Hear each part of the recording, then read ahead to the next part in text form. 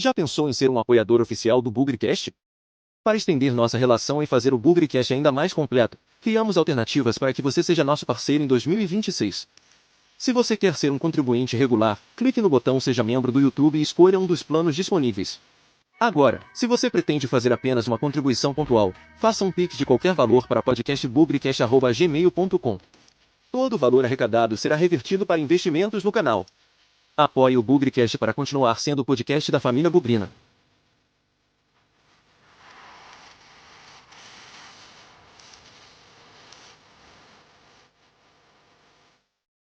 Fala Bugrino, fala Bugrina, bem-vindos ao Bom Dia Guarani de hoje, hein? Hoje é terça-feira, dia 16 de junho de 2026. Acabou ontem a 10ª rodada da Série C, alguns jogos aí que não interessavam tanto o Guarani, mais para efeito de classificação geral, foram importantes para a gente entender aonde termina o Guarani, não só na liderança, né? Mas em termos de gordurinha ali para o nono colocado. Nós tivemos Maringá 0, Maranhão 0. Me surpreendi com esse resultado, achei que o Maringá fosse ganhar. Tivemos Ferroviária 1, Barra 0. Olha a Ferroviária chegando, hein? Ferroviária já está entre os 8. Vou passar aqui o G8 rapidamente para vocês. E o último jogo que fechou a noite, Ipiranga 1, Botafogo da Paraíba também 1. E o Botafogo não anda, hein? Eu achava que o Botafogo fosse chegar, fosse brigar lá em cima, mas a verdade é que o Botafogo está mais perto do rebaixamento do que do G8. Claro, ainda faltam muitos jogos. Lembrando que o Botafogo é o penúltimo adversário do Guarani nessa primeira fase. Então, terminada a 10ª rodada, o Guarani continua líder, evidentemente, nada mudou. Primeiro lugar com 21 pontos, e a gente já sabe, então, que o nono colocado é o Santa Cruz com 15.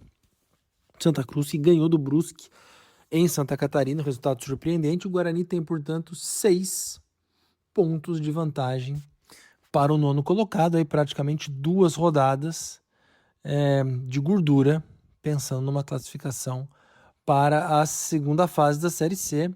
E, historicamente, com 27 a 29 pontos, um time se classifica. O Guarani tem 21, 6 vitórias, 3 empates, somente uma derrota.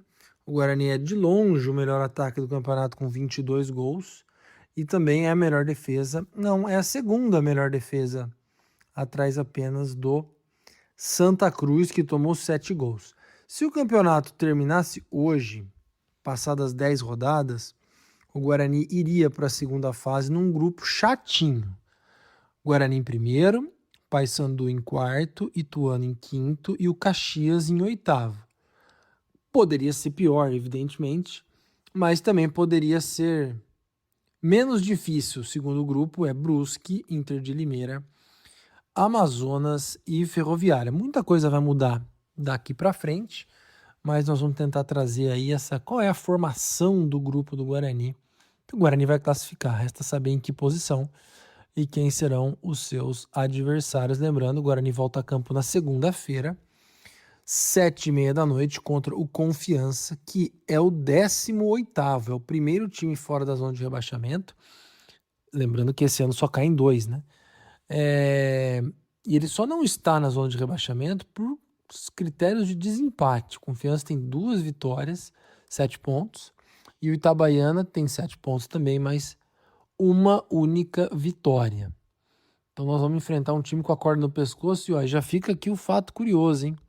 Em 10 jogos, o Confiança marcou apenas 4 gols. Vai ser o jogo do pior ataque do campeonato contra a segunda melhor defesa do campeonato. O Confiança não tomou muitos gols também, tomou só 9.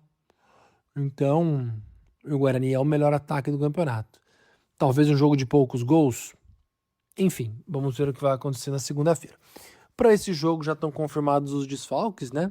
Do zagueiro Maurício Antônio e do volante William Farias. E assim, vai ser interessante, porque quem vai jogar no lugar desses dois caras, né? Vai depender muito do que o Hélio Cizanano tem na cabeça. Na zaga, pode ser que entre o Rafael, pode ser que entre o Rafael Donato. Eu não sei como é que vai ser a administração de elenco aí, porque o Rafael Rodrigues, ele tem muito mais rodagem do que o Donato. Mas o Donato foi capitão, o Donato tem bom salário, joga pelo lado direito como jogava o Maurício Antônio para fazer dupla de zaga com o Jonathan Costa. Vai ser interessante. Agora, no lugar do William Farias, cabe o Rafael também. O Rafael já foi testado como volante. Seria mais ou menos repetir, né, a formação do Guarani, que não deu certo no começo do campeonato. O Guarani chegou a jogar com o Rafael, às vezes de lateral direito, às vezes até de volante, e com o Donato e o Jonathan Costa na zaga. Pode ser que isso aconteça. Agora, pode ser também que no meio o volante a ser escolhido seja o Natan Melo, que está no banco. Muito bom jogador, na minha opinião. Voltou aí de uma lesão chata, né, depois do Campeonato Paulista. E aí, se tivesse um meio com o Natan, Carlos Eduardo, Isaac e João Paulo, o Guarani ficaria com um time muito parecido com aquele que fez 5-0 no Maringá. A zaga era o Maurício Antônio, não era o Donato ou o Rafael. Mas o meio teve o Natan, o Carlos Eduardo e o João Paulo, né? Naquele momento o Guarani não jogava com 4 jogadores no meio. Seria uma formação muito interessante, muito técnica, muito leve, e talvez isso que tenha ajudado o Guarani a fazer os 5 lá contra o Maringá. O time volta aos treinos hoje, até lá tem muita coisa pra gente descobrir, entender, conjecturar. O Guarani só joga na segunda que vem, hoje é terça. Então deve ter aquele treinamento terça, quarta, quinta, sexta. Sábado, último coletivo. Domingo, o Guarani viaja para jogar na segunda-feira em Aracaju. E depois, no outro sábado, e aí um tempo mais curto de preparação, o Guarani vai enfrentar em Florianópolis o Figueirense. Então vai ser uma sequência meio puxada, logisticamente falando, na próxima semana. Por isso também que é bom o Guarani ter esses 6 pontos de gordura para o 9º colocado e também 3 pontos de gordura para o 2º colocado. Então, não que a gente queira, né? Mas se tiver um tropeçozinho aí no decorrer das próximas 2 rodadas, não vai ser de todo prejudicial para a campanha. Tropeços podem acontecer, especialmente por desgaste e por logística também. É isso por hoje. Amanhã vou falar um pouco mais de categoria de base, sem nunca esquecer que na vitória ou na derrota, hoje sempre o Guarani, e sempre nos perguntando onde foi parar a Sociedade Anônima do Futebol, a SAF do Guarani.